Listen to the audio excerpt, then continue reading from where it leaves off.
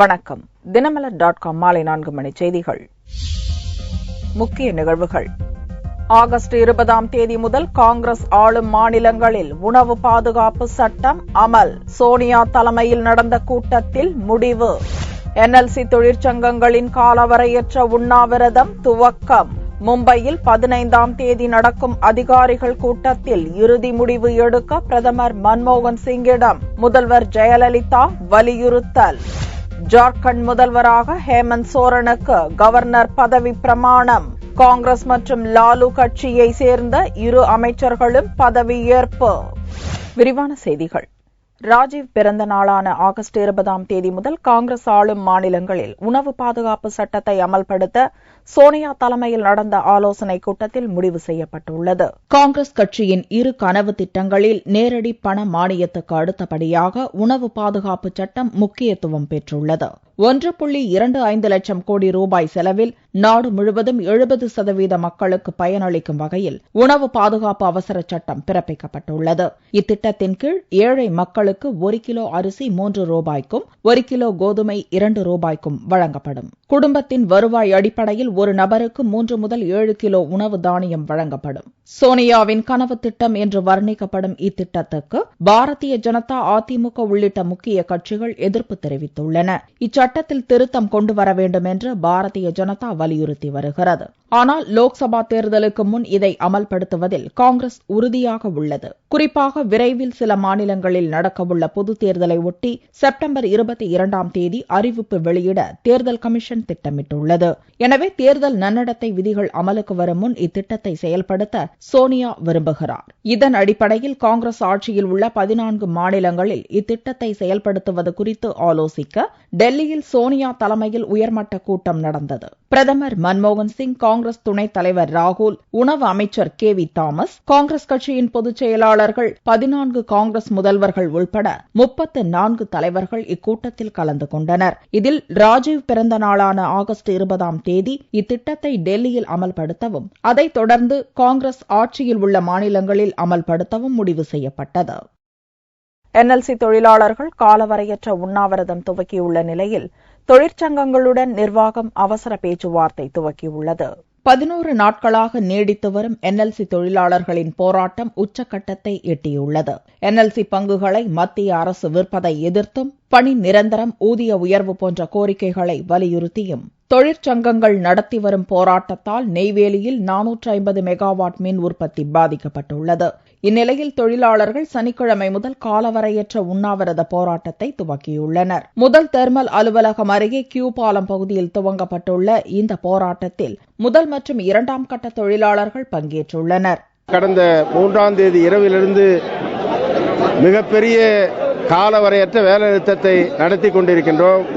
இன்றைக்கு 11ஆவது நாளாக 200க்கு மேற்பட்ட தொழிற்சங்க தலைவர்கள் காலவரையற்ற உண்ணா நோன்பினை அண்ணல் காந்தியடிகள் வழியில் அறவழி போராட்டமாக இன்றைக்கு துவங்கி இருக்கிறது. மத்திய மாநில அரசுகள் எங்களுடைய கோரிக்கையை நிறைவேற்றி தர வேண்டும் என்று தொழிற்சங்க கூட்டமைப்பின் சார்பாக கேட்டுக் கொள்கின்றோம். இப்பிரச்சினையில் முதல்வர் ஜெயலலிதாவுக்கு பிரதமர் மன்மோகன் சிங் அனுப்பியுள்ள கடிதத்தின் அடிப்படையிலும், மத்திய நிலக்கரி அமைச்சகம் அளித்துள்ள கடிதத்தை தொடர்ந்தும் போராட்டத்தை முடிவுக்கு கொண்டு வரும் வகையில் NLC நிர்வாகம் தொழிலாளர்களை அவசர பேச்சுவார்த்தை கூட்டத்திற்கு அழைத்துள்ளது. இந்த கூட்டத்தில் 11 முக்கிய தொழிற்சங்கங்களின் நிர்வாகிகள் பங்கேற்றுள்ளனர். NLCயின் பங்குகளை தமிழக அரசு வாங்குவது குறித்து பேச்சு நடத்த நியமிக்கப்பட்டுள்ள குழு வரும் 15ஆம் தேதி மும்பை சென்று செபி குழுவினர் மற்றும் மத்திய அரசு அதிகாரிகளுடன் பேச்சு நடத்தும் என்று பிரதமர் மன்மோகன் சிங்குக்கு முதல்வர் ஜெயலலிதா பதில் கடிதம் அனுப்பியுள்ளார். NLCயின் 5% பங்குகளை தமிழக அரசின் பொதுத்துறை நிறுவனங்கள் வாங்குவது தொடர்பாக விவாதித்து முடிவெடுக்க ஆகஸ்ட் 8ஆம் தேதிக்குள் மூத்த அதிகாரி ஒருவரை நியமிக்கும்படி தமிழக முதல்வர் ஜெயலலிதாவுக்கு பிரதமர் மன்மோகன் சிங் கடிதம் எழுதியிருந்தார். இதற்கு முதல்வர் ஜெயலலிதா பதில் கடிதம் அனுப்பியுள்ளார். அதில் பேச்சு நடத்துவதற்கு தமிழக நிதித்துறை முதன்மை செயலாளர் நியமிக்கப்பட்டிருப்பதையும், கடந்த 10ஆம் தேதி அவருடன் திட்ட மேம்பாட்டு முதன்மை செயலாளர், தொழில்துறை இணை செயலாளர் ஆகியோரை கொண்ட குழு டெல்லியில் மத்திய அரசு மற்றும் செபி அதிகாரிகளுடன் கடந்த 10ஆம் தேதி பேச்சு நடத்தியதை சுட்டிக்காட்டியுள்ளார். என்எல்சியின் 6.64% பங்குகள் ஏற்கனவே பொதுமக்களிடம் உள்ள நிலையில் தற்போது 3.56% பங்குகளை விற்றாலே போதுமானது என்று அக்கடிதத்தில் தெரிவித்துள்ள முதல்வர் ஜெயலலிதா இது தொடர்பாக விரிவாக பேச்சு நடத்தி முடிவெடுக்க வரும் 15ஆம் தேதி தமிழக அதிகாரிகள் குழு மும்பை செல்ல உள்ளதாக குறிப்பிட்டுள்ளார். இக்கூட்டத்தில் இறுதி முடிவு எடுக்கப்படும் என்றும் அதன் மூலம் என்எல்சி தொழிற்சங்கங்களின் தொடர் போராட்டத்துக்கு விரைவில் தீர்வு காண முடியும் என்று நம்புவதாகவும் அக்கடிதத்தில் முதல்வர் ஜெயலலிதா தெரிவித்துள்ளார். ஜார்க்கண்ட் முதல்வராக ஹேமந்த் சோரன் பதவியேற்றுக் கொண்டார். அவருடன் 2 அமைச்சர்களுக்கு கவர்னர் சையத் அகமது பதவி பிரமாணம் செய்து வைத்தார். அர்ஜுன் முண்டா தலைமையிலான பாரதிய ஜனதா கூட்டணி அரசுக்கு அளித்து வந்த ஆதரவை ஜார்க்கண்ட் முக்தி மோர்ச்சா விலக்கிக் கொண்டதை அடுத்து ஜனவரி 18ஆம் தேதி முதல் ஜார்க்கண்டில் ஜனாதிபதி ஆட்சி அமல்படுத்தப்பட்டது. தற்போது காங்கிரஸ், ராஷ்டிரிய ஜனதா தளம் மற்றும் சுயேட்சைகள் உள்பட 43 எம்எல்ஏக்கள் ஆதரவுடன் ஜார்க்கண்ட் முக்தி மோர்ச்சா கூட்டணி அரசு அமைக்க கவர்னரை சந்தித்து கோரிக்கை விடுத்தது. ஜனாதிபதி ஆட்சியை விலக்கிக் கொள்ள ஒப்புதல் அளிக்கப்பட்டதை தொடர்ந்து சிபு சோரனின் மகன் ஹேமந்த் சோரன் சனிக்கிழமையன்று ராஜ்பவனில் நடந்த விழாவில் ஜார்க்கண்டின் முதல்வராக பதவியேற்றார்.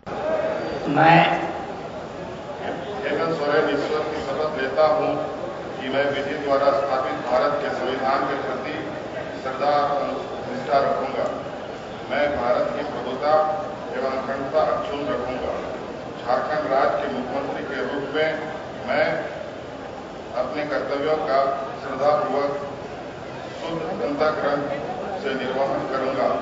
मैं प्रत्यक्ष अथवा परोक्ष रूप में संसूचित या प्रकट नहीं करूंगा.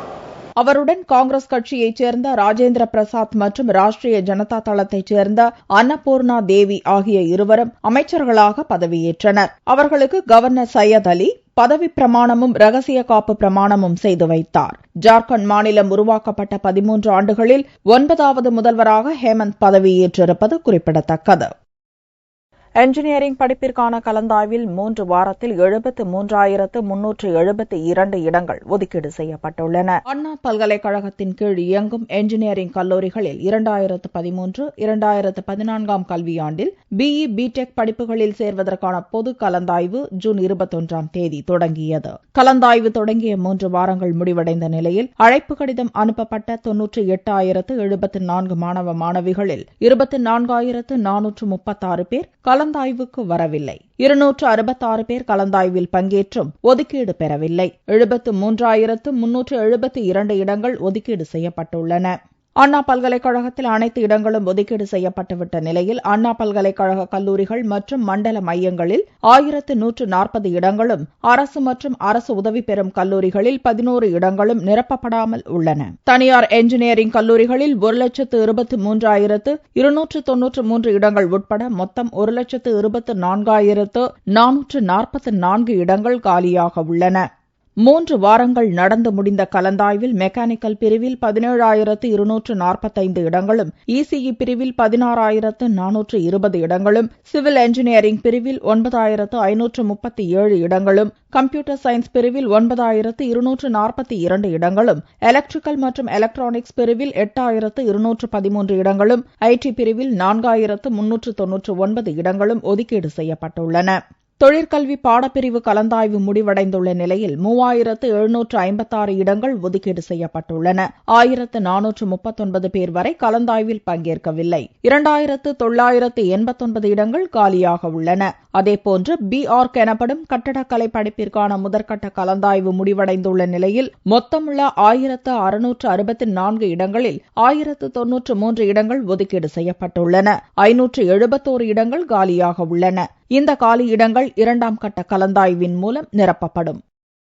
குடும்ப அட்டைகள் மீதான குறைகளை தீர்க்கும் முகாம் சென்னையில் 16 இடங்களில் நடைபெற்றது. புதிய குடும்ப அட்டைகள் பெறுவது, முகவரி மாற்றம், குடும்ப உறுப்பினர்கள் பெயர்கள் நீக்குதல், சேர்த்தல் உள்ளிட்ட பிரச்சினைகளுக்கு விரைந்து தீர்வு காணும் வகையில் சென்னையில் சனிக்கிழமையன்று மாநகராட்சி மண்டல அலுவலகம், சென்னை பள்ளி உள்ளிட்ட 16 இடங்களில் சிறப்பு முகாம்கள் நடைபெற்றன.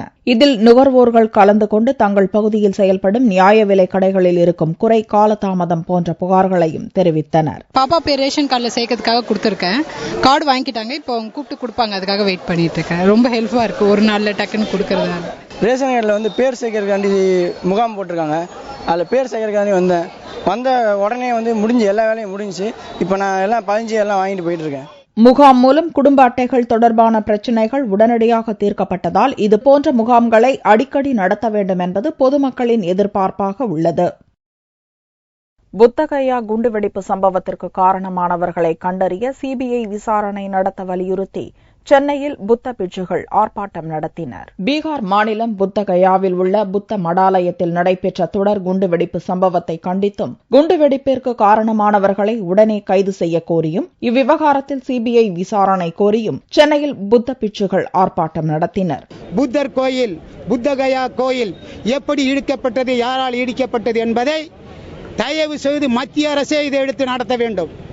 சிபிஐ என்கொயரி ஈடுபடுத்த வேண்டும் என்று நாங்கள் கேட்டுக்கொள்கிறோம். இந்த கண்டன ஆர்ப்பாட்டத்தில் தமிழகம் முழுவதும் இருந்து நூற்றுக்கணக்கான புத்த பிட்சுகளும் பௌத்த மதத்தை பின்பற்றுவோரும் கலந்து கொண்டனர். ஈரான் சிறையில் இருக்கும் தமிழக மீனவர்களை விடுவிக்க மத்திய அரசு நடவடிக்கை எடுக்காவிட்டால் ஈரான் தூதரகத்தை முற்றுகையிடப் போவதாக மீன்பிடி தொழிற்சங்க கூட்டமைப்பு அறிவித்துள்ளது. ராமநாதபுரம் மாவட்டம் திருப்பாலைக்குடி, மோர்பண்ணை, முல்லிமுனை ஆகிய பகுதிகளிலிருந்து 10 மீனவர்கள் ஒப்பந்த அடிப்படையில் மீன்பிடிப்பதற்காக துபாய்க்கு சென்றனர். அவர்கள் கடந்த ஆண்டு டிசம்பர் மாதம் துபாய் சுபேர் அலி துறைமுகத்திலிருந்து மீன்பிடிக்க கடலுக்குள் சென்றபோது தவறுதலாக ஈரான் கடல் எல்லைக்குள் சென்றனர். அவர்கள் கைது செய்யப்பட்டு 6 மாத சிறை தண்டனையும் தலா ஒரு நபருக்கு 3,40,000 ரூபாய் அபராத தொகையும் விதித்து ஈரான் சிறையில் அடைக்கப்பட்டனர். தண்டனை காலம் முடிந்தும் அபராத தொகையை கட்ட முடியாததால் அவர்கள் தொடர்ந்து சிறையில் வாடி வருகின்றனர். மீனவர்கள் 10 பேரையும் மீட்க வலியுறுத்தி அவர்களது உறவினர்கள் தொடர்ந்து போராடி வருகின்றனர். இவ்விஷயத்தில் மத்திய அரசு உரிய நடவடிக்கை மேற்கொள்ளாவிட்டால் ஈரான் தூதரகத்தை முற்றுகையிடப் போவதாக தமிழ்நாடு மீன்பிடி தொழிற்சங்க கூட்டமைப்பு தெரிவித்துள்ளது. தமிழகத்திலிருந்து 19 மீனவர்கள் கடந்த டிசம்பர் மாதம் கடந்த 2000 டிசம்பரில் ஈரான் நாட்டு கடற்படையால் சவுதி அரேபியாவில் மீன்பிடிக்க தொழிலுக்கு சென்ற இடத்தில் கைது செய்யப்பட்டிருக்கிறார்கள். இதுவரை அந்த மீனவர்களை மீட்பதற்கான எந்தவித நடவடிக்கையும் மத்திய அரசுடைய தூதரக அதிகாரிகளோ அங்கு செய்யவில்லை. இந்த நடவடிக்கை மேலும் தாமதப்படுமையானால் நாங்கள் நிச்சயமாக சொல்கின்றோம், ஈரான் தூதரகத்தை முற்றுகையிடுவதை தவிர வேறு வழியில்லை என்பதை எங்களது மீன்பிடி தொழிற்சங்க கூட்டமைப்பு சிஐடியின் சார்பாக இந்த பாதிக்கப்பட்ட மீனவர் குடும்பங்களின் சார்பாகவும் தெரிந்த அரசுக்கு தெரிவித்துக் கொள்கிறேன். சிறையில் இருக்கும் மீனவர்களை விடுவிக்க மத்திய மாநில அரசுகள் உடனடியாக நடவடிக்கை மேற்கொள்ளாததால் ராமேஸ்வரம் மீனவர்கள் அதிருப்தி அடைந்துள்ளனர். சுவாமி விவேகானந்தரின் 150வது பிறந்த நாள் விழாவை முன்னிட்டு கோவையில் துவங்கிய விவேகானந்தர் ரதம் மதுரை வந்தடைந்தது. சுவாமி விவேகானந்தர் 1863ஆம் ஆண்டு ஜனவரி 12ஆம் தேதி பிறந்தார். அவரது 150வது பிறந்த நாள் விழா நாடு முழுவதும் கொண்டாடப்பட்டு வருகிறது. இதன் ஒரு பகுதியாக சுவாமி விவேகானந்தர் ரதம் தமிழகத்தின் அனைத்து மாவட்டங்களுக்கும் 300 நாட்கள் செல்வதற்கு ஸ்ரீராமகிருஷ்ண மடம் ஏற்பாடு செய்துள்ளது. கோவை மாவட்டத்தில் துவங்கப்பட்ட ரத யாத்திரை மதுரைக்கு வந்தது. ரதத்திற்கு திருவேடகம் ராமகிருஷ்ண தபோவனம் சார்பில் வரவேற்பு அளிக்கப்பட்டது. பள்ளி, கல்லூரி மாணவர்களின் அணிவகுப்பு மரியாதையுடன் வந்த விவேகானந்தர் ரத யாத்திரையில் பொதுமக்கள் விவேகானந்தர் திருவுருவச் சிலைக்கு மாலை அணிவித்து தீபாராதனை காண்பித்து வழிபட்டனர். இந்த விவேகானந்தர் ரத யாத்திரை கோயம்புத்தூரில் ஆரம்பித்து அனைத்து தமிழ்நாட்டில் இருக்கிற எல்லா மாவட்டங்களுக்கும் 300 நாட்கள் செல்ல இருக்கிறது. பிறகு இது முதல் 22 நாட்களுக்கு மதுரை மாவட்டத்தில் பல்வேறு இடங்களுக்கு விவேகானந்தர் ரதம் செல்ல இருக்கிறது. யாத்திரையின் போது விவேகானந்தரின் ஆன்மீக சிந்தனைகள், அவரின் போதனைகளை பொதுமக்களிடம் துறவிகள் எடுத்துக் கூறினர். தங்கத்தின் விலை சனிக்கிழமை அன்று சவரனுக்கு 48 ரூபாய் அதிகரித்திருந்தது. ஒரு சவரன் தங்கம் 20,096 ரூபாய்க்கு விற்பனையானது.